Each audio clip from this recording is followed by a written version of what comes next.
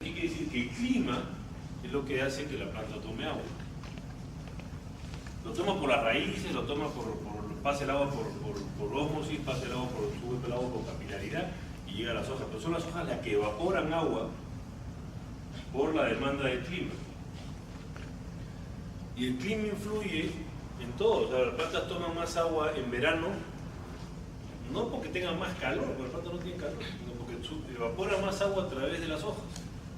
Cuando el calor es excesivo, la planta tiene válvulas, nosotros no, nosotros sudamos hasta morirnos, las plantas simplemente cierran los estómagos y comienzan a transpirar. Dejan de evaporar y comienzan a respirar. Entonces ahí es donde interviene toda la relación de clima, agua y suelo para que la planta pueda funcionar. ¿Entienden un poco la idea, ¿no? Entonces, lo que determina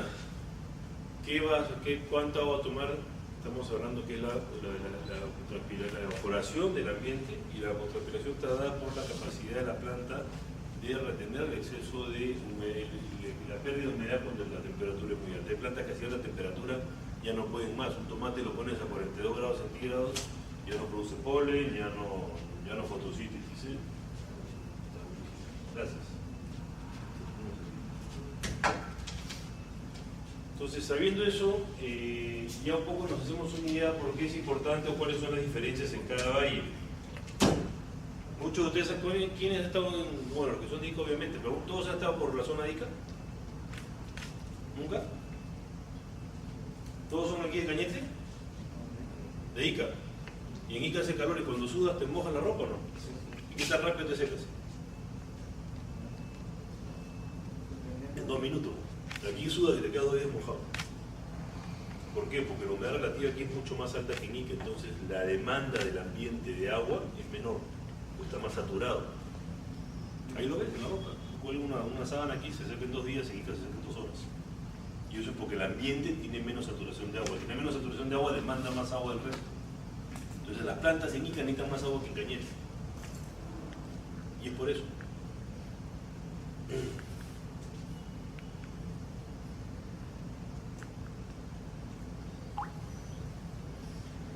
Entonces, sabiendo que estamos en una zona que tenemos mayor o menor demanda de agua, tenemos que prevenir y regar mayor o menor cantidad de agua.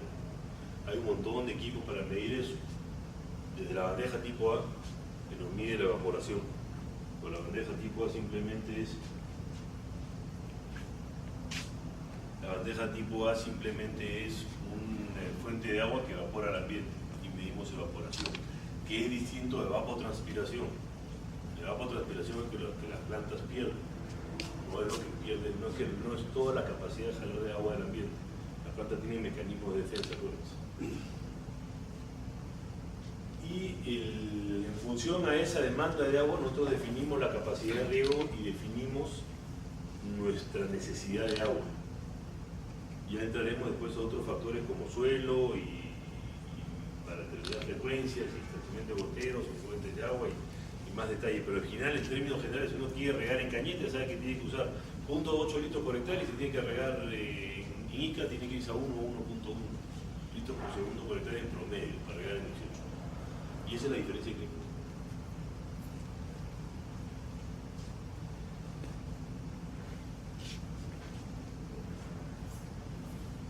Ahora, pero las plantas, y este tema de...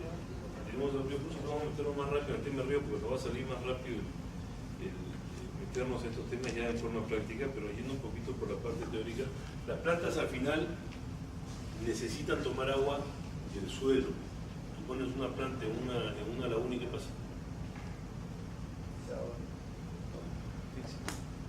¿Nunca han visto que con todas las acequias que están llenas de agua las raíces se quedan ahí al bordecito? Nunca se van dentro del canal. ¿Y eso por qué es? ¿Qué cosas necesitan las raíces además de agua? Entonces sí saben hablar con todo el mundo. Entonces, si necesitan oxígeno, obviamente no se pueden quedar dentro de un ambiente saturado de agua. Y lo mismo pasa en el suelo. Cuando uno riega, dependiendo del tipo de suelo que tiene, porque hay suelos que son, visto al microscopio, el tamaño de un transatlántico, la molécula del suelo, y en otros son unas piedritas. ya es un suelo limoso contra un suelo arenoso. Estamos hablando que la arena se considera arena desde 5 micras hacia arriba, o sea, 5 milésimas de pulgada ya es arena. Por debajo de eso están los limos y las arcillas. Imagínense lo chiquitito que es. Y arena tenemos obviamente grosores mucho mayores, de 115, de 200 micras, de milímetro, y de 3,5 metros o un cerro entero que viene a ser una arena grande, una piedra. Ya le cambiamos de nombre de arena a piedra, pero es básicamente lo mismo. Entonces, es más, la arena es piedra molida. Lo importante en esto es que hay que tener en cuenta que dependiendo qué tipo de suelo tengo, yo tengo que preocuparme siempre de que mi suelo poder manejar y evitar la saturación. Cuando uno riega y sobre riega, dice está muy bien, estamos sobre regando, yo necesito 10 litros de agua, pues un bacán le meto 15. Y de pronto las plantas se ponen amarillas o incluso se pudren. Y eso es justamente por asfixia. En paltos normalmente se mueren porque se pudre la raíz de la fitóptera, pero en otras plantas simplemente tiene mayor capacidad, tiene raíces más resistentes y se ponen marchitas, pierden hojas, se amarillan. ¿Por qué? Porque el exceso de agua lo que genera es saturación. Si estamos regando en el valle de Ica o en zonas arenosas, entonces ese error nos lo salva el suelo, porque el suelo es muy permeable, retiene poco agua y entra mucho aire, entonces las plantas rápidamente se recuperan. Si tenemos un suelo pesado, no se recuperan. Y nosotros venimos entrenados para regar, en verdad, en suelos arenosos. Todo lo que es riego hoy día moderno, o el 80% del riego moderno está en terrenos seriazos. Entonces, cuando entramos a trabajar en riego en suelos pesados, nos cuesta trabajo administrar esa agua. Y lo he visto en empresas que tienen muchísimo éxito en zonas arenosas, que han desarrollado campos preciosos y de pronto se va a un valle que es valle con tierra y sufren el primer año hasta que se acuerdan que el suelo tiene una cierta importancia para la planta. Entonces, el riego tecnificado, bacán, mejora, te ayuda a fertilizar, te ahorra agua, pero lo más importante es el suelo. Clima y suelo, ese balance es lo que tenemos que mantener siempre unido. Porque si el clima no retiene, ¿para qué le echo agua al suelo? Si el clima no te va a demandar. Si el clima te demanda mucho, no nos olvidemos echarle agua al suelo. Y después tenemos otros factores como sales y todo.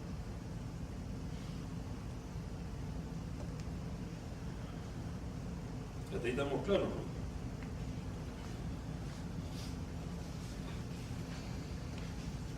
El suelo al final ejerce todo por carga eléctrica, porque todos los cuerpos tienen una capacidad de carga eléctrica, por lo cual retiene. Una fuerza es lo mismo que la fuerza de la gravedad, que un chiquitito. Y eso hace que la partícula de agua se pegue a la molécula del suelo.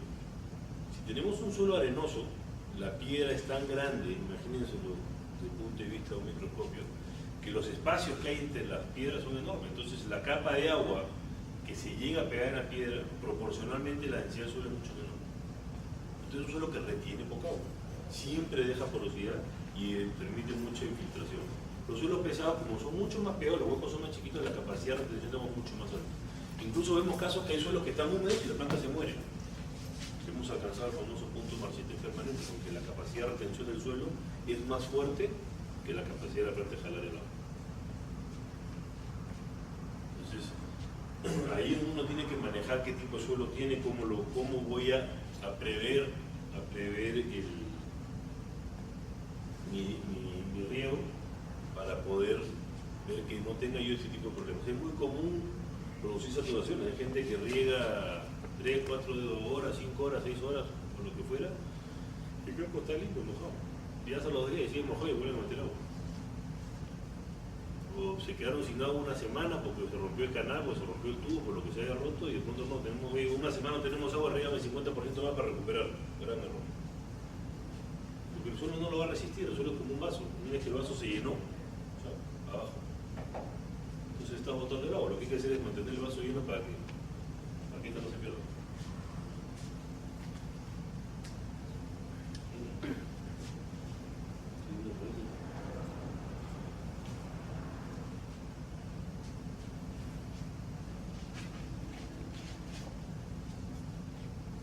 Los tipos de suelo, y esto está mezclado un poco con la parte de riego, nos va a determinar las frecuencias de los riegos y distanciamiento y caudal que vamos a poner entre los goteros emisores. Suelos muy pesados requieren riegos más lentos y distanciados para poder dar tiempo a que el agua infiltre, a que el agua llegue a todos lados, porque el agua se va a retener mucho tiempo ahí. Entonces no tengo que estar regando constantemente. Si yo lo llevo a un punto práctico, es un vaso mucho más grande. Es el shot de pisco, hay que servirlo varias veces, ¿no es cierto? Pero la cerveza es un vaso grande. Entonces, un vaso de cerveza dura mucho más tiempo. Hace menos efecto, pero dura más tiempo. Entonces la movilidad lateral en el agua siempre es mayor en un suelo pesado. Eso es un tema bien importante cuando uno tiene que regar. Como tengo partículas más pequeñas, el agua se mueve muy bien en todas las moléculas del suelo. Entonces se mueve mucho para los costados, igual que se mueve para abajo. Entonces moja como si fuera una cebolla, moja hacia los costados mucho. Eso nos facilita ciertos aspectos del riego cuando uno usa riego tecnificado. Tiene una mucho menor velocidad de infiltración, por eso los grandes caudales lo único que generan es grandes escorrentías superficiales. Hay que manejarlos con goteros de menor caudal o mayor distanciamiento. Mayor distancia entre los goteros, que es lo que acabo de decir, y forman bulbos redondos en forma de cebolla. Cuando uno entra a suelos livianos, suelos arenosos, son mucho más cortos los riegos, los suelos son más aireados. Volvemos al shot, dura poco. Un vaso cortito, hay que echarle 1 litro en vasitos de 100 mililitros, hay que regar 10 veces. Darle hasta que llenemos la cantidad de agua. Pero tengo mucho menor movimiento lateral. Para poder mojar 1 metro en arena, me voy 3 metros hacia abajo, en algunos casos. Entonces estoy perdiendo agua en vertical para poder mojar. Entonces ahí es donde uno decide, bueno, mi distanciamiento de mis fuentes de agua, mis emisores, mis canales, lo que estemos usando, en este caso el riego tecnificado, lo tengo que juntar más para poder mantener esa humedad y dar riegos cortitos. Los riegos cortos, pero están juntitos, entonces lo que pierdo hacia abajo lo recupero hacia los costados. Y puedo hacer bulbos, siempre van a hacer forma de zanahoria, imagínate una zanahoria es el bulbo clásico de la vida. Usted no debería tener goteros más cerca, pero tiene muy buena infiltración y muy buena aireación.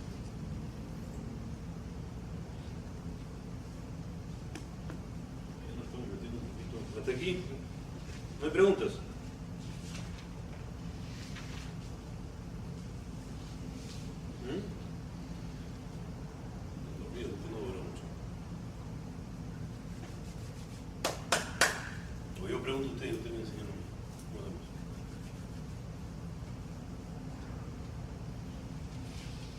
¿Saben cómo funcionan los tensiómetros? ¿Quién usa tensiómetros acá? ¿Nadie?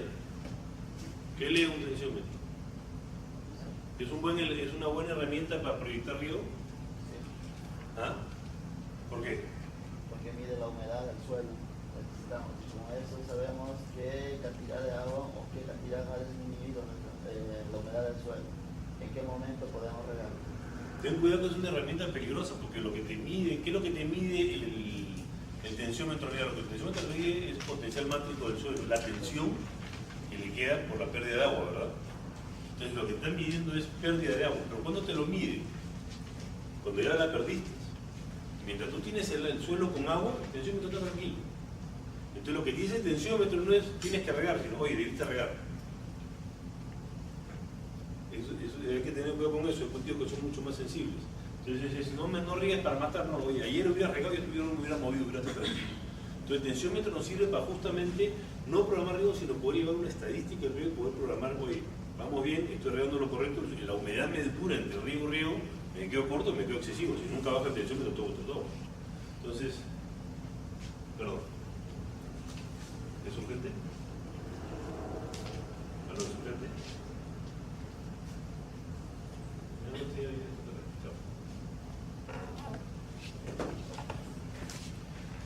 Entonces, son herramientas importantes que nos permiten, en función a la calidad del suelo, poder ver cómo estamos regando.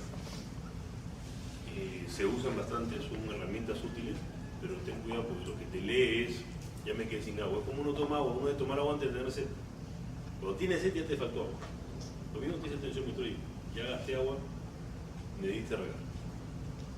Entonces, si no sirve para ti. ¿Cada qué tiempo se registra un tensiómetro de la humedad? Cada qué tiempo no lo registra permanentemente. Tú debes leerlo todos los días a la misma hora. No, pero la humedad creo que es en 1 hora de arriba, Bueno, ahí depende de la textura de tu suelo. Qué tan rápido le suelta el agua. Porque el tensiómetro lo que es un tubo en vacío con líquido y una piedra porosa. Entonces lo comienza a leer tan seco como lo tengas, si se debe de recuperar solo. Depende del suelo. El suelo influye mucho, porque si es un suelo arenoso, además tiene que usar piedras especiales para suelo arenoso, porque los primeros 300 metros de arena no le llegan nada. Y tiene que estar muy bien unido al suelo, para que no haya aire entre el suelo y todo bien unido el barro. Se puede hacer una lectura real, pero es inmediato. Una vez que le llegue el agua a la zona de la porcelana de la destrucción, va a comenzar a tomar mucho y te va a mejorar la aguja. Lo que pasa es que lo que uno tiene que tomar en cuenta con el termómetro es que siempre tiene que leerse a la misma hora. Es como la estación meteorológica, todos los días a la misma hora. ¿Por qué? Porque si tu río cambia, no cambia, lo que fuera, siempre es a la misma hora, siempre es un parámetro que no tienes que decir, sí, es que hoy día regué a las 8, podía regar y leí a las 9 y no hay variaciones en tu tiempo y siempre es lo mismo. Entonces tu operación la marca siempre igual. ¿Qué pasa si el vecino no alcanza a tocar la manguera y no llegó? ¿Cómo a nivel ahora? Si el tensiómetro no te marca, bueno, si es que el tensiómetro no le llega agua, no te va a marcar. Entonces tienes que solucionar el problema del riego. Hoy tienes una manguera rota que no le llegó agua. Muchas veces no te marcan también porque va un curioso y luego le parece que se parece quitarlo así. Hay que volver a sacarlo, y llevarle líquido, volver a bombearlo y trabajar, pero en condiciones normales que no te falle el sistema, tienes que marcarlo mucho tiempo. No son perfectos porque siempre van dejando entrar aire. Así como toman agua, también toman aire. Entonces ese aire va eliminando el vacío y hay que estar cada cierto tiempo, dependerá de cada campo y de cada manejo, revisándolo. Lo importante es al momento de la instalación poder hacer una mezcla de la estructura del suelo correcta. No te jales, si un tensiómetro grande, 60, 90 centímetros, no te jales la tierra superficial, lo pongas 60 centímetros, puedes hacer una lectura equivocada. Hay que tratar de hacerlo lo más parecido donde va a estar la zona. Con eso es tu buen barro, lo pones ahí, lo tapas y se pega. Y ya no lo mueves más. Pero si les digo, es un tema importante, es leerlo siempre la misma. ¿Y las calicatas? Las calicatas es la forma real de ser agricultor, ¿no? O sea, en calicatas tú ves suelo, ves humedad, ves distribución de raíces, ves incluso salida, de raíces sanas o muy sanas. Y si da la cantidad de raíces que quieras, ya no esté el agua. Incluso puedes llegar si tú muestreas bien la calicata, tú puedes llegar a ver condiciones de salinidad de la calicata. En algunos casos extremos a simple vista, con lo cual el campo ya tiene un problema serio, ¿sabes? Y en otros casos va muestreando, si es una calicata larga del agua al agua, va muestreando unidades de salinidad a lo largo del suelo. Tú te das cuenta cómo la sal se está moviendo del centro del gotero hacia afuera. Y en función de esa concentración de sales, del tipo de suelo que tienes y el cultivo que tienes, podrás también programar riegos no menor de cierto tiempo para poder asegurarte ese mojamiento. Entonces, por ejemplo, muchos de ustedes, ¿quién maneja paltos acá? ¿Nadie ha visto cultivos de palto? ¿Quién no sabe hablar acá? ¿Todos saben hablar? Digan no. Yo estoy solo. Entonces, en el palto, por ejemplo, que es muy sensible a las sales, yo siempre recomiendo que el riego mínimo, así esté lloviendo, lo suficiente para que cubra tus raíces. Porque si tú riegas por la demanda, a veces la demanda es 15 minutos de riego. Aquí en invierno, una mañana, un día frío, estás en -2 de demanda, ¿qué vas a regar? Y te juntas 3, regarás una vez por semana, por lo que te demande acumular para juntar tu hora y media, tus 2 horas o los X metros cúbicos que te vas a aplicar para que ese volumen de agua cubre el 100% de las raíces. Ahí te aseguras que tú con tu riego las sales las desplazas hasta afuera. Porque si tú riegas corto, lo que vas haciendo es que el suelo reponga, arrastre las sales otra vez hacia adentro. Igual cuando llueve, en la costa no llueve nunca. ¿Qué pasa cuando llueve? ¿Qué es lo primero que tenemos que hacer cuando llueve acá? ¿Nunca se ha puesto a pensar? Regar más. ¿Ah? Regar más. No te escucho. Regar más. Comenzar a regar. ¿Para qué? Porque el agua va a caer en la zona salada igual que en la zona limpia. Y va a lavar las sales y la va a meter hacia adentro. Entonces tú lo que tienes que hacer es ganarle al riego y saturar tu zona de humedad. Meterle agua rápido. ¿Para qué? Para que el agua que llegue con la lluvia ya se encuentre en un ambiente húmedo. Ya no tiene nada dentro. Y evitas que las sales entren. Y aquí es bien común, porque aquí te queda una de esas lluviecitas tontas de invierno, de medio milímetro, uno que hace lavarte sales y puede arruinarte una campaña entera. Yo he visto campos que se han defoliado 60% de hojas y ahí no hay nada que hacer. Entonces, y en estas zonas húmedas son más peligrosos.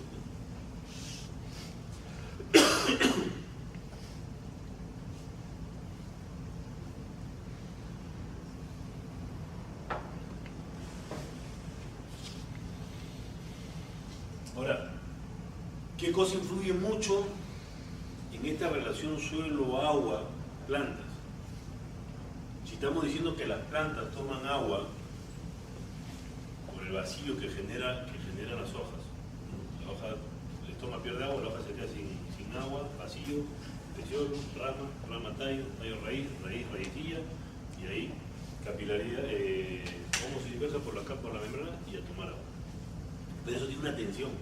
Cada planta tiene su fuerza. El esparro resiste mucho más sales que la planta porque el esparro tiene mucha fuerza. Está acostumbrado a desarrollarse en zonas saladas. El principal enemigo por una buena absorción de agua que son las sales. Las sales tienen particularidades higroscópicas. ¿Saben lo que es higroscópico? ¿No? Pero tiene agua. Tú pones sal aquí, está mojado. Hay sales que se hacen agua. Hay fertilizantes. Nunca he visto que vean y de pronto tu frijoles está todo llorando, está chorrando agua. Ahí está yendo toda la planta. Con unos nitratos fáciles que vienen en bolsa plástica justamente porque chupan tal cantidad de agua que solito se derrite. ¿Cuál es la palabra? Diluido. Entonces, si tenemos un ambiente salado, puede venir de dos fuentes el ambiente salado. O tengo las sales en el suelo, o tengo las sales en el agua. ¿Cuál es más complicado de solucionar? ¿Ah? ¿Por qué? Me escucho, hablen fuerte, yo sabía. ¿Por qué? Estás echando sal al campo. Porque es lo más limpio que puedo lograr, ¿no es cierto? Como bañarme con el agua sucia de la canal. No voy a salir más limpio que el agua del canal. Entonces, si tú estás aportando sales que no tienes cómo eliminar, está complicado. Si tu suelo tiene sales y tú echas agua limpia, hay una serie de tratamientos que tú puedes aplicar, productos químicos, acidificaciones, lo que tú quieras, porque tu agua no aporta sales y lo vas a lavar. No las vas a eliminar, pues las sales numéricas no se van muy lejos, se quedan ahí nomás. Cuando te equivocas, comienzas a regar de menos, ¡pum!, regresan, te se va ahí, no me hayas matado. Entonces, eso es un tema complicado, hay que evaluar bien nuestra calidad de agua, qué agua tenemos. Hoy el agua tiene sales, son aguas duras. ¿Qué implica regar con aguas duras? Regar con aguas duras implica no solamente que te puede levantar o te va a levantar el pH del suelo y el pH de la solución de fertilizantes, por lo cual te va a bloquear fertilizantes, por lo cual te va a producir sarro dentro del sistema y te va a comenzar a bloquear los goteros, te va a comenzar a bloquear las válvulas, te va a bloquear los pilotos y te va a hacer muy complicada la vida. Entonces, bueno, hay que ver qué hacemos. Bajo mi pH, ¿cómo bajo mi pH? De ácido, orgánico, inorgánico, hay muchos. A veces el agua tiene, bueno, un poquito de sodio, porque no es nada, un poquito de sodio. Si mi suelo es un suelo fértil, le metí un montón de materia orgánica, porque se ha puesto en condiciones naturales, para acá ni te enteras de sodio. Pero si el suelo no está fértil, no tiene capacidad de cambio catiónico, un poquito de sodio te bloquea absolutamente el suelo. Entonces, y esa es la sal más difícil de sacar, porque el sodio tiene mucha fuerza eléctrica para agarrarse la molécula del suelo. Hay que ver cómo combatimos eso, porque lo que hace las sales al final es competir con la planta por el agua y no dejar que los fertilizantes estén disponibles para la planta. En algunos casos, dependiendo de las sales, subiste el pH, pones hierro con un pH mayor a 6,5 y olvídate, no existe. Si no está quelatizado, no existe. O sea, la planta ni se entera que hay hierro. El hierro está absolutamente bloqueado en el suelo, no hay forma que llegue a la planta. Entonces, es ahí donde interviene, uno tiene que evaluar, oye, tengo esta agua, ¿cómo me va a afectar esta agua? Mucha gente cree que todas las aguas son iguales y puedo meterme con equipos de metálicos si tengo esta agua, puedo meterme con equipos de plástico si tengo esta otra agua. Todos los materiales que uno construye un sistema de riego se afectan por la calidad del agua. ¿Qué gotero tengo que usar? Acá los goteros autocompensados, muy de moda, poner goteros autocompensados en terrenos planos, negocio para las empresas de riego. Yo soy una empresa de riego y vendo goteros autocompensados y vendo no goteros no autocompensados. El gotero autocompensado se ve afectado por las sales, mucho más que un gotero convencional, porque tiene una membrana de silicona, que es la que genera autocompensación, y vamos a ver detalles de eso más adelante mañana. Y si tienes una sal que te lo entera, se pone duro como un plástico y deja de autorregular. Entonces después vienes a reclamar, oye, que tu gotero que me has vendido no funciona. Ah, es que le echaste agua salada. Pero tú no me dijiste, bueno, no me preguntaste cómo era la cotización comprar, ¿no? Entonces, uno tiene que saber, no hay que dejarse sorprender.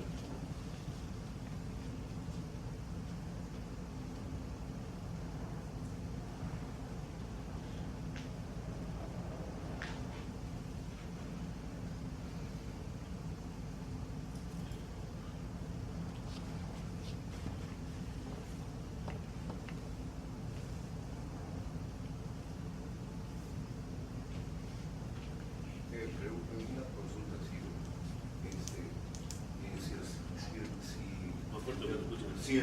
si el terreno es salitroso, de alguna manera puede afectar esto a que los goteros obstruyan. Si el terreno es salitroso y los goteros están, hoy día está... ¿Puedo ampliar un poco mi pregunta? En un campo que hay en Nazca, había un valle pequeño que era totalmente dulce, pero en una suerte, porque además tenía planos inclinados, ¿de acuerdo? Pero quisieron entonces hacer el terreno ponerlo completamente plano. Pero ¿qué resulta? Que los laterales, los cerros de la izquierda y la derecha, eran salitrosos. Los porcentajes no los tengo claros de salitre. Sin embargo, taparon el valle dulce con esta tierra salitrosa. Luego aplicaron el riego tecnificado y ahora tienen pequeños problemas de atoro en los goteros. ¿Influye eso? ¿Qué pasó ahí? Bueno, es difícil saber qué pasó ahí, porque me estás preguntando que diagnostico un paciente que está en otro planeta, ¿no? No puedo decir exactamente lo que pasa que... Pero lo cierto es que... Lo que sí es cierto es que si tú un terreno eriazo, y se consideran terrenos eriazos por defecto o exceso de agua, ojo, los terrenos por exceso de agua son pantanos. No se pueden sacar, los terrenos por defecto de agua son desiertos. Y los desiertos comúnmente son salados, porque la muy poca humedad que hay en el suelo diluye las sales, que hay bastantes, y por capilaridad las va depositando en la superficie a lo largo de los años. Por eso cuando uno pasa por cualquier valle Chincha, caliente y ahorita lluviosita de invierno, al día siguiente parece todo nevado. Esas son las sales que se han ido a la superficie, se han secado y ahí se quedaron. Entonces se vuelven a ver blancas, las ha vuelto a concentrar. Cuando tú haces un movimiento de tierra de ese tipo, no has evaluado la calidad del suelo. Lo que haces es, la parte de valle que durante años lavaste con agua dulce, le tiraste toda la sal que había en los costados. Entonces ya te complicaste tú en calidad del suelo, textura del suelo, porque los suelos eriazos y salados no están estructurados, que es un tema importante de la ahora, ¿verdad? Lo que es la estructura del suelo. El suelo, lo que llaman tierra muerta, tú le echas agua y no pasa el agua. Entonces las sales tienen esa particularidad, como desecan tanto el suelo, no dejan que se estructure. Entonces al no dejar que se estructure no hay aire, simplemente le llaman tierra muerta, polvo. Entonces eso lo tiras encima de tu campo, le echas río encima, una vez que lograste meter el agua, porque de nuevo no te meter el agua, si estamos hablando de texturas polvosas, obviamente texturas finas, ¿no? En la arena no te das cuenta. Pero no necesariamente se trata de tapar el gotero, porque es difícil que la sal entre al gotero. Lo que hay que ver son otros factores que pueden haber en el sistema de riego, como arenas. Si estamos hablando de la zona de Nazca, necesariamente hay viento. Y si el agua pasa por un reservorio, necesariamente el reservorio se llena de arena. Entonces, las arenas, como decíamos, estamos hablando que la arena mide de 5 micras hasta el tamaño que se les ocurra. Entonces, los goteros exigen una capacidad de filtración media de entre 100 y 120 micras. Más pasa. Todas más pasan por el gotero. Pero si te tocan arenas de 80, 90 o 70 micras, van a pasar por el gotero y van a pasar por los filtros, pero con un efecto de acumulación donde bajan las velocidades comienzan a depositarse dentro del gotero. Si el agua tiene sales, también tienes un efecto de precipitación de sales y formación de sarro que se junta a todo. Si encima tienes algas, tienes arena y tienes un poquito de limo, ya te compraste todo el boleto de la lotería. Entonces tienes que entrar a un trabajo de tratamiento. Pero hay que definir la causa del taponamiento. En muchos proyectos ya se está usando el gotero enterrado. El gotero enterrado tiene una serie de ventajas y una serie de complicaciones. Todo lo bueno trae una complicación y todo lo malo trae más complicaciones. Entonces, cuando uno trabaja con gotero enterrado, y normalmente, porque es imposible encontrar un suelo con pendiente absolutamente cero, todos los suelos tienen una pendiente. Por hacer planos como esta mesa, pero esta mesa le desarrollo una pata, sigue siendo plano, pero está inclinado, ¿no es verdad? Y así son los terrenos. Cuando lo nivela, pone bonito, pues siempre hay inclinación. Y sobre todo porque nosotros tenemos una costa que viene del cerro hacia el mar con pendiente. Aquí no hay nieve, aquí no hay inundaciones que te han dejado las planicies, aquí no hay porque tienen planicies gigantescas a pendiente cero y trabajada a pendiente cero para la lluvia. Aquí no, aquí todos necesitamos pendiente porque regamos por gravedad, regamos por conducción de agua. Cuando hemos metido los terrenos, los ríos tecnificados, los ríos presurizados, como vamos a regar en cualquier dirección, mantenemos esa pendiente natural del terreno, no vamos a cambiar la geografía del país. Entonces, esa pendiente hace que cuando uno deje de regar, los goteros que están aguas abajo drenen por abajo. Es inevitable. Entonces, cuando uno usa gotero enterrado, tiene que evitar que ese drenaje natural genere un vacío. Hay varios mecanismos para hacerlo. Algunos muy bien promocionados y poco servibles y otros bien sencillos y bastante útiles. Y lo que hace eso es evitar que los goteros que están más arriba, mientras los de abajo botan agua y producen un vacío, chupen barro. Si chupan barro salado, puede generar un problema de obstrucción. Pero si están en superficie y no hay nada que los esté tapando, esos goteros, cuando hay ese efecto de drenaje, lo que van a tomar es aire. No debería tener un problema de entrada de afuera, de sales hacia adentro del gotero que te genera un problema. Te puede generar un problema, superficial, o que es una capa de alga o barro que se pega, eso lo ves. Pero normalmente los goteros se ensucian de adentro por fuera. Condiciones raras de gotero enterrado, ¿no? Pero en condiciones normales de adentro se fuera. Por varias causas.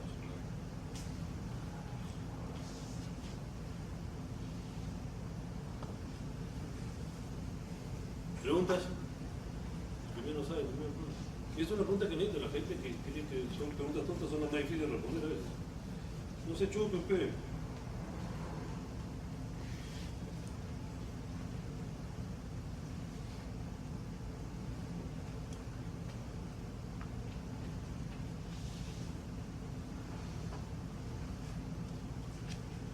Entonces habíamos dicho que la importancia del clima para definir la demanda de agua del cultivo, la importancia del suelo para poder entregar el agua al cultivo. Cómo influyen las sales en el cultivo y cómo tenemos que tener en cuenta las medidas de seguridad y las medidas de protección para que eso funcione. Obviamente, cuando uno trabaja en suelos pesados, uno tiene que ver de alguna manera, porque les digo es algo que se usa poco acá, porque en verdad, a la final tú quieres que entre el agua al cultivo. Si te demora media hora más o media hora menos, tú quieres que entre la cantidad de agua que necesitas. Pero es importante medir qué tipo de suelo tienes, porque todo suelo tiene una velocidad de infiltración propia. ¿En función a qué? En función a la composición, a los tamaños de partículas que conforman este suelo. Suelos arenas puras son pocas. En Villacurí es pura arena, pero tienen porcentajes importantes de limo, tienen un 2, 3, 4% de limo, a veces un poco más. Y esos porcentajes de limo hacen que los suelos tengan cierta capacidad de retención. Arenas puras normalmente son hechos de río lavado. Todo lo que es eólico, lo que traído por el viento, todo eso tiene también limos. Porque el limo vuela más fácil que la arena. Uno se da cuenta cuando pasa por la camioneta. Si la camioneta levanta polvo, es que no es arena pura. Mientras más polvo levante la camioneta, más fina la partícula.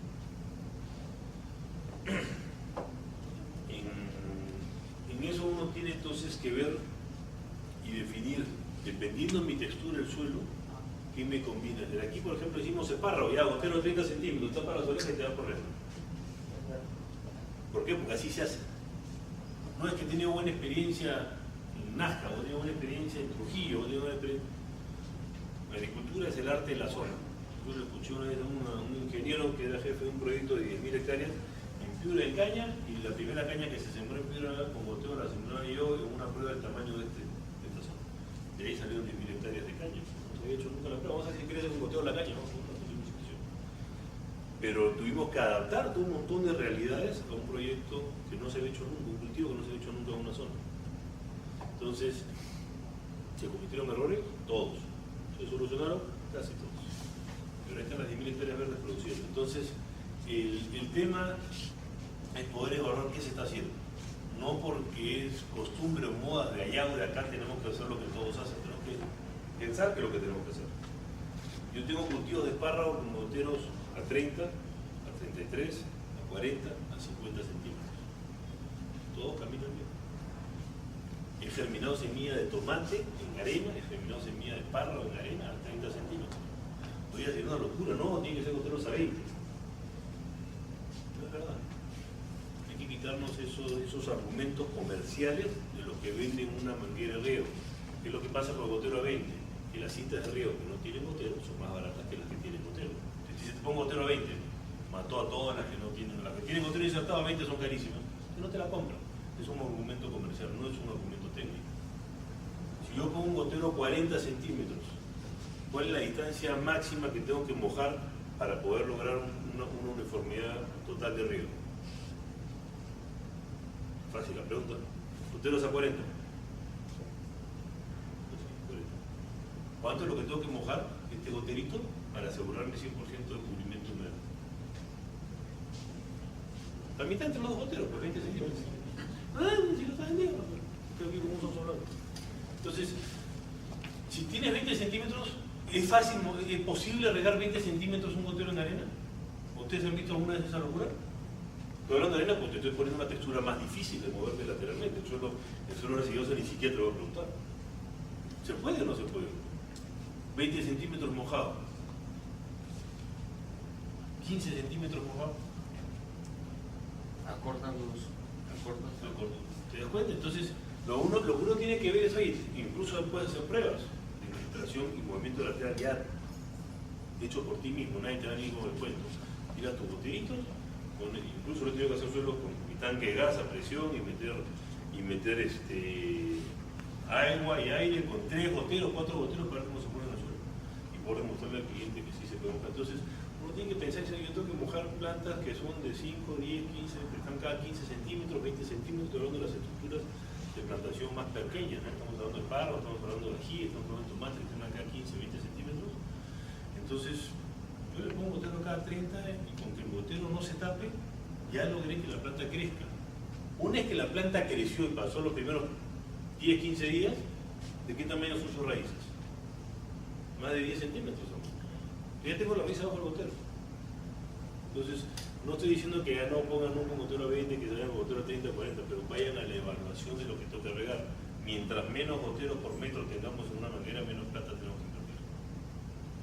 Y eso es nuestra responsabilidad. Me dice, oye, jefe, la que comprar esa manguera que cuesta 10, cuesta 9. No hay mucha diferencia en plata, porque cuando uno multiplica por N hectáreas, comienzan a sumar centavos. Entonces hay que tener cuidado con eso. Entonces uno tiene que ver en función a qué tipo de suelo tengo y qué velocidad de infiltración puedo tener, qué distancia puedo cubrir, qué es lo que necesito poner. Si voy a poner plantas, no sé, pues de alcachofas cada 40 centímetros, ¿por qué le pongo goteros a 20? Bueno, goteros a 50. ¿Te das cuenta? Entonces, es una forma. Ahora, si voy a sembrar, pero no es que mire un lecho de río, que la arena es más o menos el tamaño de cada piedra, yo pongo goteros cada 20 centímetros, no hay forma que pueda mojar. O mi estructura es un suelo pesado, sí, pero tengo mucha piedra. Acuérdense que la piedra no sirve para nada, lo único que hace es quitar espacio a la tierra. Entonces, la planta donde hay piedra tiene menos tierra.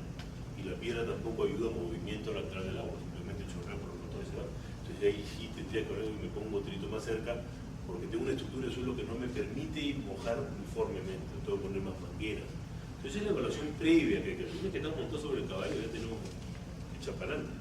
Entonces uno tiene que decir, oye, no, ¿por qué me vas a poner ese juego? Dime. ¿Estabas preguntando? ¿Te estaba...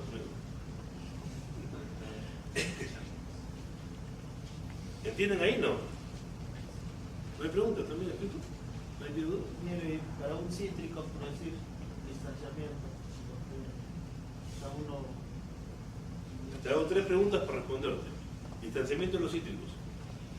Bueno, en Guaral lo tenemos de 5x5, 5x6. Textura de suelo. Arenoso. ¿Y tú quieres qué? ¿Quieres formar... mira.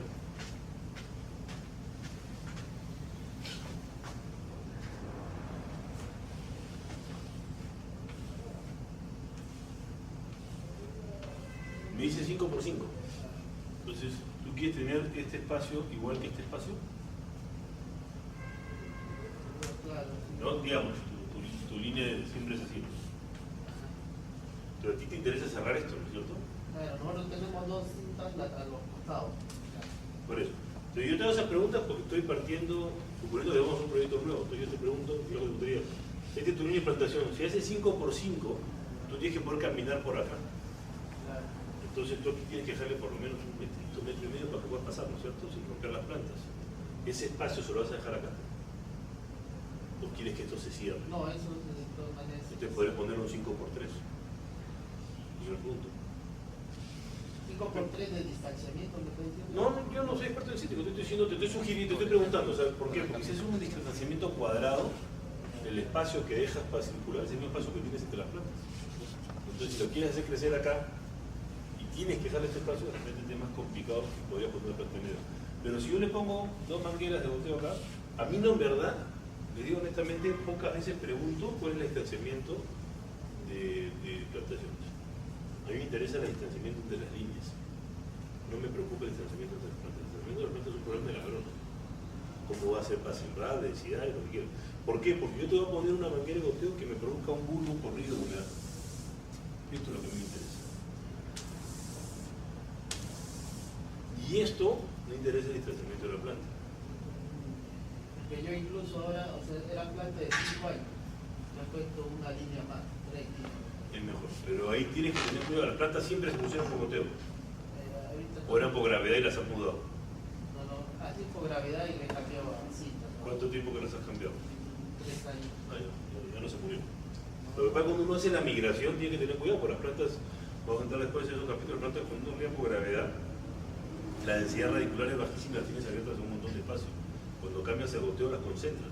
Tienes que darle tiempo a hacer esa migración, si no la planta sufre mucho. Muchos cultivos se pueden morir.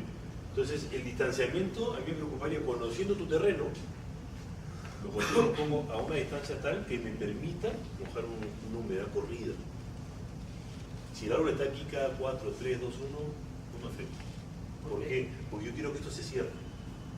Yo quiero que esto quede en composeto. Entonces estoy maximizando mi área foliar, estoy maximizando mi área productiva y manejando aquí también. Por eso digo que el distanciamiento cuadrado no siempre es bueno, porque si ya está cuadrado no lo vas a mudar. Entonces trabajarás podas más fuertes sobre este lado que sobre este lado. Pero tu idea, ¿cómo logras que esto se cierre? Habiendo agua al medio. Si no hay agua al medio, la planta no se va a ir para allá. Acuérdense que las pompas de los árboles más o menos proyectan el alcance de las raíces, dependiendo de la especie, un poquito más, un poquito menos, pero tratan de... Si tú esto lo tienes seco, ¿qué pasa si aquí no hay agua? ¿Qué se da en este punto? No hay crecimiento de raíces, ¿Por qué? no hay humedad. Puede haber humedad, hay concentración de sales. Como yo aquí estoy regando mi bulbo húmedo, el bulbo húmedo empuja las sales porque las diluye y las empuja por capilaridad hacia afuera. Pero hacia afuera es en redondo, pues. En esta zona se concentra sales. Si yo le pongo una fuente de agua limpia, si le toco un gotero acá, eso lo ancho. Y las sales las boto hacia los costados, te dejo un espacio libre para que pasen las raíces. Entonces no solamente falta agua, sino más te encuentras poca agua y salada. Y ahí sonaste. Tú tienes que asegurarte que esto se moja así como yo. Porque ahorita la tengo así como usted me dice, en línea, pero con 3. Entonces es un lote malvacio, por si le damos bastante distanciamiento. Pero ahí tengo otro que también es de 2,5 por 3. ¿En qué zona de Guarra estás? Yo estoy por irrigación Santa Rosa. Y Sí. también en Guarán mismo también. ¿Cuándo lo hemos hecho? Yo lo he hecho todo. Ah, ya. Pero Wanda es otro terreno más. Tengo los dos.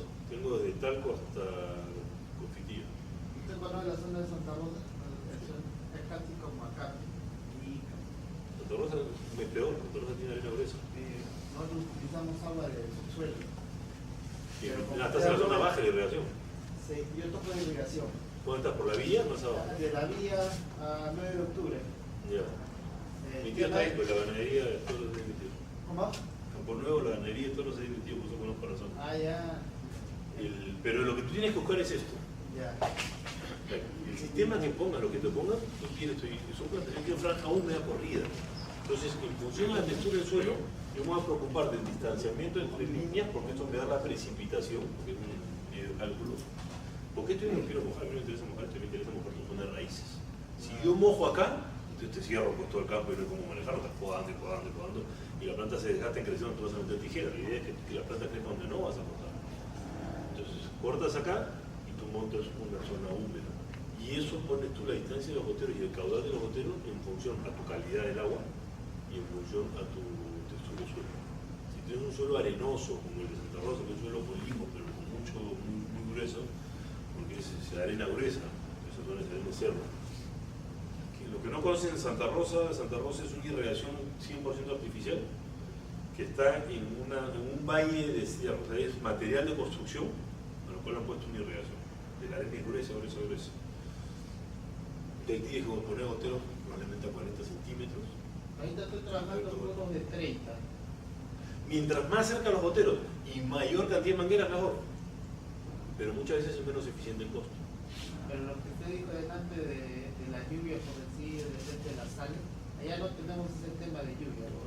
Pero la humedad misma, que ya va a empezar ahorita en invierno, la humedad sí hace que las sales tampoco, que se diferencien. Sí, pero la humedad no infiltra. La humedad, el rocío te humedece la sal superficial, te la marca. Tú ves todo el suelo rojo, o negro, o blanco, o salado, pero no, tú levantas esa capa de sal y abajo está seco. Porque eso simplemente es la capacidad de las sales que tú ya acumulaste en superficie de tomar la humedad del ambiente. Entonces la ves húmeda. Pero sí lo está regando por... Pero sí hay que regarlo. Y tus mangueras, una al centro y las dos equidistantes, y ahí se quedan, nunca más se mueven. No se cambien de sitio, porque si no estás las sales trayéndolas para allá para acá y las raíces la vuelven loco, y luego está acá, está allá. Pero allá técnicamente el tema es que, por decir nosotros, las napas frías que están cobas. No, usted tiene la arena bajo el agua. La zona baja es una zona privilegiada, porque allá zona, yo me acuerdo de la irrigación, en la época de sequía más difícil, inundaba el campo 3 veces por semana, porque había pues un pasto. La época de la peor sequía que yo me acuerdo. Y todavía no habló con el tomero, ¿ves? No, ya sobra agua, son condiciones, en la zona baja, en la zona alta lloran, ¿no? Porque ahí sí depende el 100% del canal. Entonces, yo te lo digo como proyectista, yo me preocupo más en que esa plantación tenga una franja de humedad, por lo cual le cojo el gotero en función también a la calidad del agua. Tú en Santa Rosa arriba con agua de pozo, bacán, agua potable, te pongo gotero de cualquier cosa. Pero si tú estás en la zona alta en que el agua viene del canal, no tengo agua subterránea, entonces mi agua viene con cargas de limo, con cargas de algas. Entonces mi gotero chiquito ya podría ser difícil, porque el gotero chiquito tiene pasos chiquitos, entonces son más fáciles de tapar. De repente me dice, sí, pero mejor me pongo un gotero un poquito más grande para evitar que se tape, en función al filtro, en función a una serie de detalles, ¿no? Entonces, son varios factores que uno analiza para ver qué pone, pero independientemente del caudal del caudal del gotero, lo que tú tienes que ver es siempre que los goteros puedan cruzarse. Si son paltos, se crucen superficialmente. Si son cítricos, se crucen a los 10 centímetros de profundidad suficiente, que se cruce bien cruzada la humedad. Entonces no tienes posibilidad que aquí se acumulen sales y las raíces no me llegan. Al llegar a raíces, el árbol se cierra entre ellos. Al punto tú no puedes cruzarlos. Tú te preocupas de podar tu calle, que es donde transitas, donde cosechas, donde fumigas, donde haces todos tus labores. Ahí trabajas. Y lo demás, cerrado. Entonces, eso se logra logrando esas franjas continuas de humedad.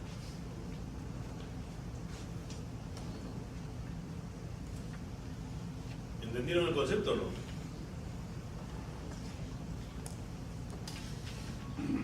¿Right?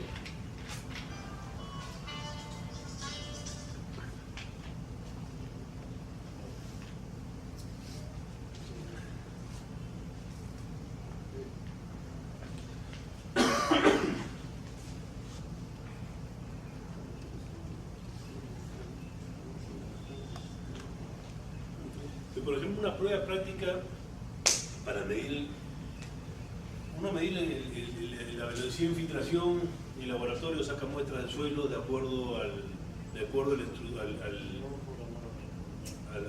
pedazo que vas a medir, a la estructura de esas aguas mides. Pero una forma práctica de hacerlo en campo, porque en campo no vas a llevarte un laboratorio y está complicado, es poner tus goteros y medir el suelo como lo vayas a trabajar. Le das un poco de vueltas, digo, no tiene que ser si no se pare, hasta que ponga una línea. Entonces, toman tiempo. ¿Qué tan rápido se infiltra en vertical? ¿Qué tan rápido mueve y cuánto mueve en horizontal? A todos lados.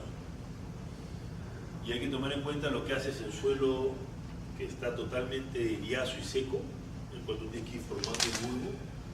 Digamos, el suelo está en su estructura por capas, no es difícil, y después un suelo removido que ya humedeciste. Son dos cosas diferentes.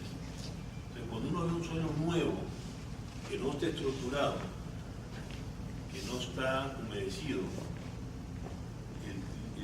lo primero que hace el agua se demora, yo le digo unas plantaciones en suelo de yeso, que lo riego 2 días, todavía no llega el agua a la superficie. Mojando y va estructurando el suelo, y en 2 días comienza a aflorar la humedad. Una vez que se estructura el agua, porque el agua termina de estructurar el suelo, entonces ahí tienes que verdaderamente medir tu capacidad de infiltración. Puedes hacer 2 mediciones. ¿Qué pasa? Mi suelo eriazo, porque si no va a regar, Eso me da la pauta de qué pasa si yo tengo que sembrar en seco. Y eso lo vi, por ejemplo, cuando hicimos el proyecto de caña, vamos a enseñar fotos.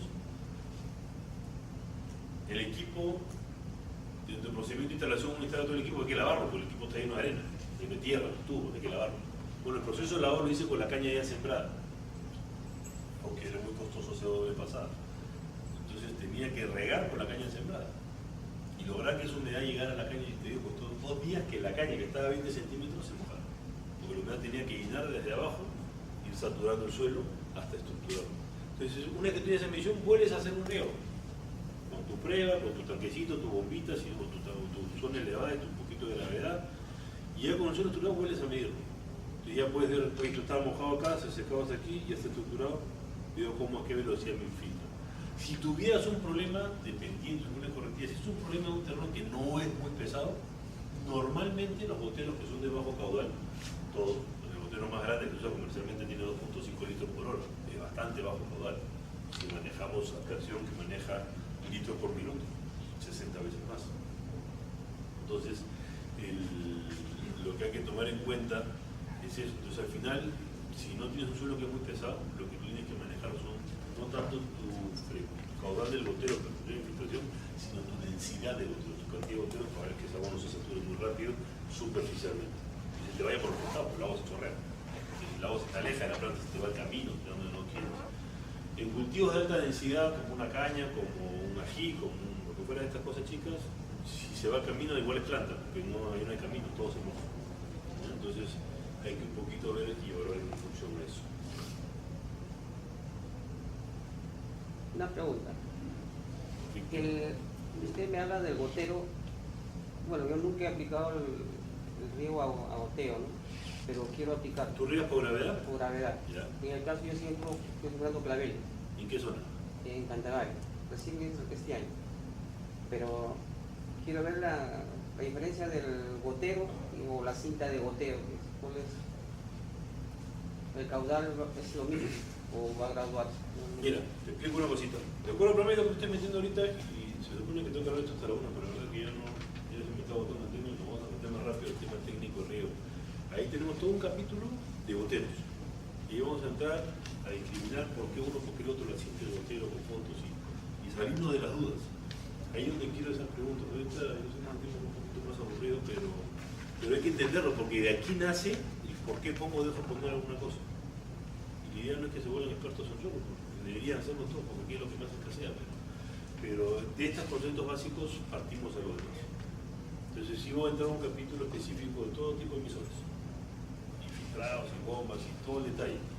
Yo en verdad dentro de la presentación del video, este es el capítulo final, donde está ahí por la parte técnica que llegaba invertido con el tema del programa.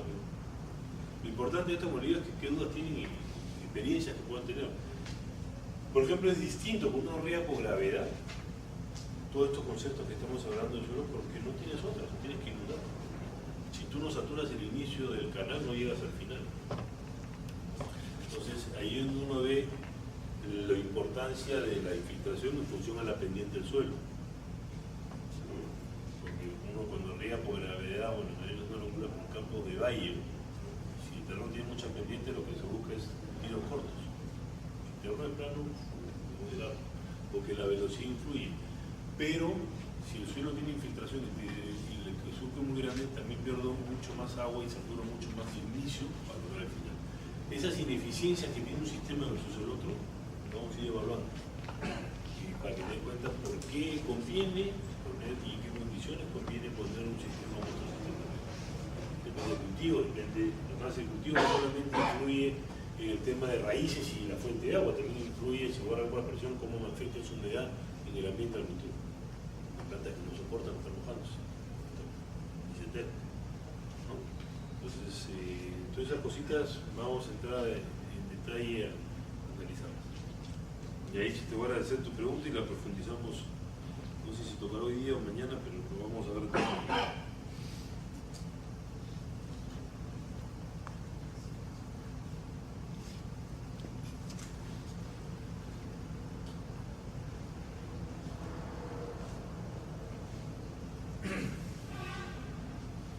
En el manejo de cultivos y en suelos cosa que siempre digo a los clientes es, hay que regresar a lo básico, hay que regresar a ser agricultores. O sea, si bien podemos automatizar y modernizar todo, hay que caminar, hay que ver las plantas, hay que ver el suelo y cómo están interactuando. Hay cosas que las plantas no lo dicen, no lo gritan y mucha gente no lo escucha, porque no lo dice la computadora, porque no lo dice el tensiómetro, y cosas así. Entonces, cuando uno camina en el campo y ve la situación del suelo y ve el comportamiento de la planta, porque la ve seguido. Si yo voy a tu plantación mañana, okay, no sé cómo estuvo ayer, no sé cómo estuvo hace una semana, entonces no puedo evaluar cómo ha cambiado para bien o para mal. Entonces, uno tiene que hacer ese trabajo. Y es importante cuando uno maneja el tipo de suelo que tiene, ver cómo ese suelo nos va a apoyar en lograr esos objetivos. Hay que ser conscientes que no todos los cultivos se adaptan a todos los suelos. Aquí tenemos una mala costumbre. En muchas zonas del mundo están las zonas productoras de uva, las zonas productoras de plátano, las zonas productoras de cultivos. Aquí tenemos los valles multiproductores. O sea, porque la palta creció bien en Ica, tiene que crecer bien en Trujillo. ¿Por qué no? Que crezca o no crezca es otra cosa. Pero ¿por qué no? Te la llevas al pie y sonaste. Crecen preciosas, pero la planta se queda de tamaño. Entonces, hasta Chiclayo. Pero si yo quiero hacer palta, ¿dónde consigo terreno barato? Ahí hay terreno barato, vaya a la palta. No te fijas en calidad de agua, no te fijas en calidad de suelo, no te fijas en clima. Igual pasa con los cítricos. Los cítricos son cultivos de invierno. Una consulta. ¿A qué le llaman suelo retentivos filtrantes? Suelo liviano pesado. Perdón, no te escucho bien. Suelos retentivos Sí. filtrantes. Filtrantes. Ya, y lo que digo es acá suelo pesado y suelo liviano, ¿no? ¿A qué componentes va ese? ¿Dónde estás leyendo eso? ¿Perdón? ¿Lo estás leyendo? No. Ah, Eso no. yo dije, como te dije, eso no lo he leído. No. Porque, Dependiendo de la estructura del suelo. Porque nosotros, normalmente nosotros nos dicen, yo tengo mi suelo retentivo y filtrante. O tengo mi suelo pesado. Exacto. Y eso es lo que quiero saber. Tengo ¿Cuál suelo es liviano. pesado o filtrante? Son los Es lo mismo. dos. Es lo mismo. Lo que pasa es que dependiendo de la estructura del suelo, si yo tengo un suelo con partículas pequeñas, con concentraciones de limo, de arcillas y de arena si quieres, pero tengo de las chiquitas, y el agua es bastante difícil que infiltre, porque tiene que pasar por huecos más chiquitos. Entonces es un suelo poco infiltrante. Y los ríos ahí se vuelven pesados, suelen pesados. El suelo durante 3-4 días no puede ni caminar. El tractor se hunde, tú te hundes. Nunca te has metido un suelo de tierra recién mojado. Yo he reconocido hasta la cadera, no te lo embarco. He tenido que sacar tractores doble tracción, pero con caterpillar, porque el tractor no había forma de sacarlo. Porque el suelo es muy pesado, el suelo se humedece tanto, se ablanda y se hunde todo. Los suelos arenosos no te va a pasar eso nunca. Los suelos son livianos, infiltran bastante, pero el suelo siempre se mantiene, pero porque la partícula es muy grande, entonces tú no llegas a desplazar. La arcilla dura mucho tiempo. Entonces, es el mismo concepto, suelos pesados, suelos poco infiltrantes, suelos retentivos. Tienes suelos muy livianos, suelos gruesos, suelos poco retentivos, suelos muy infiltrantes. Es básicamente los mismos conceptos. Al final tú tienes suelos arenosos o franco-arenosos que tienen buena infiltración, a los suelos más pesados que son los suelos con más concentración de limos y de arcilla. Son tenidos porcentajes, lo está definido por porcentajes. Tú tienes por encima del 90, del 80 o 90% de arena, los suelos arenosos. Si tienes 70% arena pero con contenido de limo, fluido de arcilla, son suelos francos o franco-arenosos. Seguimos jugando hasta los suelos pesados, pero suelos arcillosos, suelos limosos. Si tengo un suelo arcilloso puro, es un barco que carga. La sal es la lava después de un montón de tiempo. Los suelos tienes que tener cuidado porque además si sobre riegas caminas por los caminos y el agua se va a salir. Entonces, ¿dónde sale el agua? El agua comienza como manantial. Estás regando arriba tranquilito con tu botellito, está todo tranquilo. Pero el suelo no puede retener más agua, como un pesado. Y ya está saturado tu riego anterior. Tu planta no es capaz de absorber esa cantidad. ¿No? Acuérdense que uno riega en función, o en teoría uno riega tratando de reponer el agua que la planta consumió el día anterior. Porque el suelo, tú partes de un suelo que está en capacidad de campo. ¿Quién sabe lo que es capacidad de campo? No me preguntó, no va a tener que decir eso. ¿Ah? Capacidad de campo es el suelo, es el punto de concentración de agua en el suelo donde tiene la máxima concentración de agua y de oxígeno. Por lo cual el suelo es fácil quitar el agua, la planta es fácil que tome el agua. Si yo tengo un suelo que está saturado, le estoy metiendo más agua de la que el suelo puede retener y estoy llenando los espacios y eliminando el aire. Por lo cual lo saturado, lo lleno. Entonces ese suelo va a ahogar las raíces por falta de oxígeno y no te va a hacer un buen trabajo, porque la planta va a pasar un estrés por exceso de agua hasta que llegue a capacidad de campo. Entonces lo ideal es mantener el suelo en capacidad de campo, que es el punto ideal. Si uno lo ve en práctico, ¿cómo es capacidad de campo? Cuando uno levanta un puñado de arena, de tierra, le exprime y moja, pero no chorrea. Ese es duro, bueno, cuando le exprimes y sale por los dedos ya está fregado, te levanta barro puro. Pero cuando tú levantas y exprimes y el agua gotea, está saturada. Olvídense del barro, ya el barro ya se secó, ya solió, ya estamos al día siguiente. Tú levantas tierra y exprimes, si cae agua, te cae demasiado. El suelo debe retener esa agua. Y ahí es donde la planta la puede poner. Pero llega un punto en que tú tienes agua y ahí es donde influye la textura del suelo. Como le he dicho al principio, el suelo, mientras más fina la partícula, mayor fuerza de retención. Entonces, tú ves agua en el suelo, pero la planta no tiene fuerza para jalarla. Y te estás acercando a mucho de marchitez. Entonces, la planta, si bien hay agua ahí, el agua no está disponible. Entonces, el suelo mojadito, el agua no es capaz de jalarla. Porque tienes un suelo muy pesado, además tiene sales. Entonces llega un momento en que la planta simplemente llega al punto de marchitez permanente, la planta ya no es capaz de eso. La planta está viva, las raíces se murieron y él perdió. Entonces, ese es un punto bien extremo, llegar a ese, dependerá del cultivo, hay árboles que duran un montón de tiempo, pero en cultivos herbáceos cortos se mueren rápido. No, los árboles duran mucho más, porque los árboles tienen mucho más agua dentro de la planta, entonces hasta que el árbol se seque. Yo he visto olivos que han abandonado en Villacurí después de 3, 4 años siguen vivos. O sea, si a alguien se le escapaba un poquito, el árbol rebrotaba y ya tenía para matar mucho más tiempo. Porque el árbol es una bolsa de agua muy grande, tiene raíces muy profundas, muy grandes, con mucha humedad. Entonces se pueden defender muy bien de esas circunstancias. Las plantas pequeñitas, un tomate, un maíz, no tiene nada de reserva, tú le vas a regar y llegas al punto donde la planta ya no puede sacar más agua y está lleno. Entonces, eso te influye mucho en qué y cómo regar, cuándo regar, hay que medir. Eso, por ejemplo, te da el tensiómetro, que hablamos al principio. El tensiómetro te dice que me estoy acercando al punto máximo en que el suelo no me da el agua. Y, ojo, echa agua rápido. Entonces, cuando uno empieza a regar, el principio es reponer el agua que la planta, que yo empecé en capacidad de campo, consumió la planta. Pero si la planta, en función a su estructura del momento, su estado fenológico, si está en flor, si está a todo tamaño, si está recién brotando, si la plantita de tomate está chiquita, yo tengo una cantidad de agua en función al volumen del planta, lo que es el coeficiente de cultivo, la sub C. Que no hay fórmula para calcularle, más o menos calcula el área foliar de la planta en un momento dado versus la máxima que podría alcanzar cuando alcance su máximo desarrollo. Y en función de eso maneja porcentualmente cuánto agua tiene. Oye, el clima me está demandando por 5. Ya, pero mi planta está a la mitad. Entonces hay que echarle 2,5. Porque si le echas más, la planta no es capaz de consumir esa cantidad de agua. ¿Qué pasa con el agua que le echaste más? Si es arena, se filtra. Si es suelo pesado, se queda retenido ahí. Si es pendiente, se te escapa por un lado y te comienza a producir nieve por otro lado. O simplemente al día siguiente, cuando vuelves a poner el agua, encontraste ya un suelo mojado. Y saturaste el suelo. La planta comienza a tener problemas por exceso. Acuérdense, las plantas no son yuyos, las plantas necesitan tierra y aire, no pueden estar rodadas. Las plantas de tierra, que nosotros manejamos, las que hay que regar.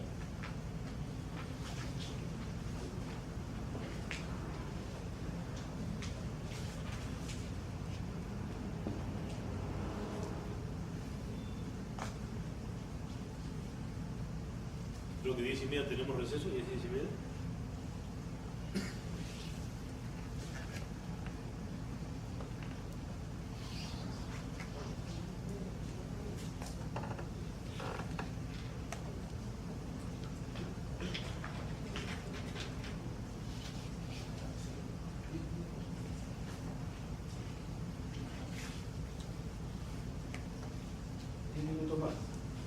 ¿Ya? Ok.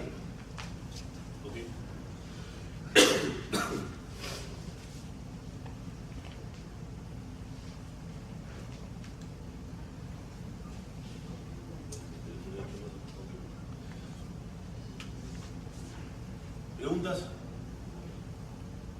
¿Nadie pregunta nada? ¿No hay dudas? A ver, Caso particular, ahorita un poquito más fuerte, por favor. bueno, estoy instalando cultivo de durazno en la parte que es sierra. ¿Aquí en Cañete? Sí, por acá, por la quebrada de Yaui. Ya. Y ¿cómo se llama? Según los análisis del agua que he tenido, me ha arrojado, ¿no? Un pH de 8.4, exactamente alcalino. ¿Qué sales tienes en el agua? Son básicamente ¿cómo se llama? Carbonato. Y también cloro. Y sodio. El cloruro de sodio y carbonato de sodio. ¿Tiene sodio también? Sodio no mucho. ¿Y el cloruro con qué está asociado? Sodio. No. Puede estar asociado con otra cosa. Te pregunto en el análisis qué salía. Claro, tiene cloro. Cloro y sodio mínimo. Ya. Y mi pregunta es, no sé qué tipo de boteo me recomendaría para el Cuando tienes aguas duras, con alto contenido de carbonato, el problema son dos que generan. El primer problema es que levanta el pH. El pH, por un lado, inhibe la acción de los fertilizantes, los bloquea. El fósforo chao. Y se entera. Los nitratos te van a funcionar un poquito más, pero el principal problema es que forma sarro. O sea, precipitan y sale el carbonato y se pega. Como la tetera. Uno de las teteras tiene una costra o algo así, falta de calcio, es el sarro principal. Porque el agua viene con un cierto contenido de dureza, aguas muy duras, aguas menos duras.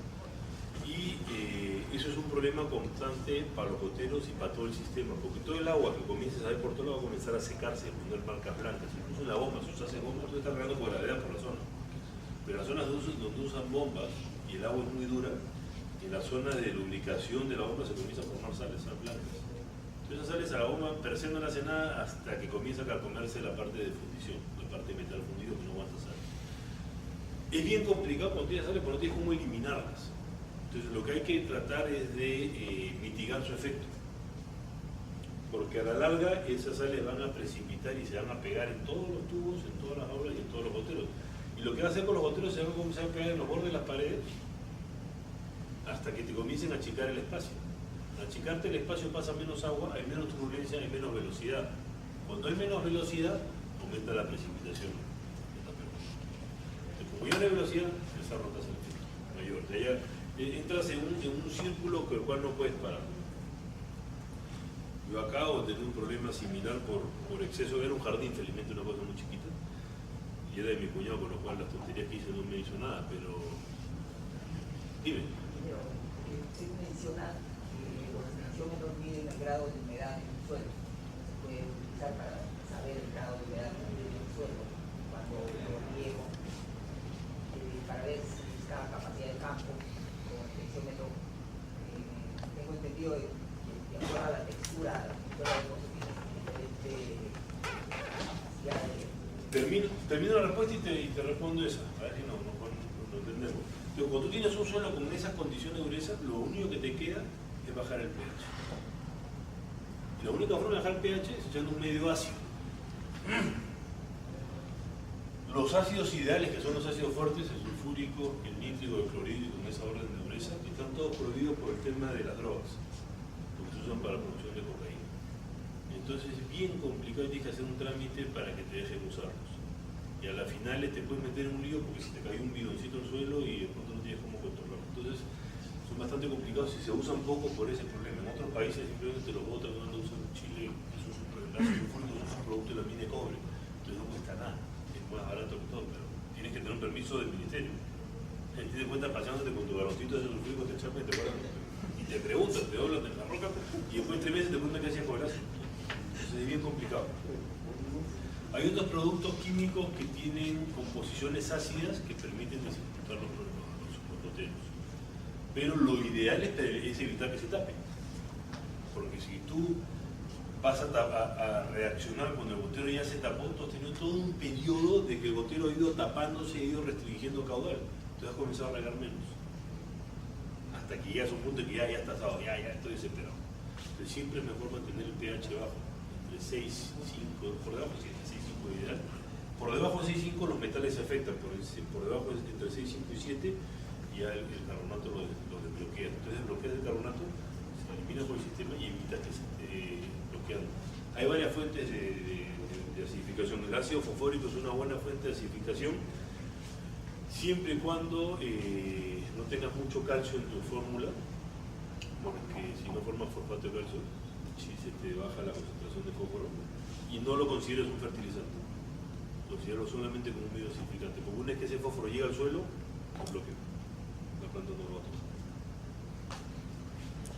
Ya, 2 minutos le respondo al señor lo del tensiómetro, porque no nos vamos a olvidar. El tensiómetro lo que mide en verdad es potencial mátrico, o sea, mide tensión, pues se llama tensiómetro, por lo cual el agua pelea con el tensiómetro por retener la molécula del suelo pelea con el tensiómetro por quedarse con el agua. Quien más fuerza tiene, gana. Como el tensiómetro va a ceder, tiene menos fuerza que el suelo, va a comenzar a perder agua y te va a marcar en centibares el vacío. Lo que tiene ahí no es un manómetro, es un bajómetro, mide vacío. Entonces lo que te dice el tensiómetro, dependiendo del tipo de suelo, es cuántos centibares de tensión tengo. Cuando llegaste a los puntos en que se te dispararon, ya no tienes agua en el suelo. Es bien rápido, no es que comienza a subir lentamente y al día siguiente vas y está en 8, al día siguiente vas y está en 9, no. Tú vas un día, estaba acá, al día siguiente estaba pegado a la derecha, porque ya se quedó sin agua. Entonces, el tensiómetro es una herramienta muy útil si nosotros hacemos curvas de riego, en la cual, idealmente con un lisímetro, que es un medidor de exceso de peso, yo puedo controlar mi K sub C. Entonces, como hacer el lisímetro es muy difícil, yo digo que mi K sub C, el ejemplo que viene antes, que después lo vamos a desarrollar más, es 2.5. Y yo voy 2.5 riego, el tensiómetro se me da se me dispara a 30 centímetros. No, me faltó agua, ¿no es cierto? Entonces, mi K sub C está corto. Ajusto mi K sub C. Si con K sub C que yo estoy midiendo, el tensiómetro no se mueve nunca, estoy sobre regando, entonces mi K sub C está mal calculado, está muy grande. Entonces tú eso lo extrapolas en gráficas y te permite calcular tus riegos en el tiempo. Para eso es muy útil, pero no es una herramienta para decir, ya toca regar. Ojo, eso hay que tener cuidado. Es una alarma de cuando llega a esta etapa. Entonces hay que prevenirlo. Entonces tú no vas a saber cuándo va a saltar, porque te das cuenta recién cuando salta. De momento no te dice, oye, mañana me voy a quedar sin agua, voy a saltar, me voy a mover. No te lo dice. Entonces tú vas haciendo estadísticas y dices, porque cada 5 días en esta etapa fenológica yo sé que me va a faltar o me va a sobrar, porque el tensiómetro ya me dijo en las veces anteriores cómo se ha movido. Entonces te sirve para poder definir las curvas de riego futuras. Paramos.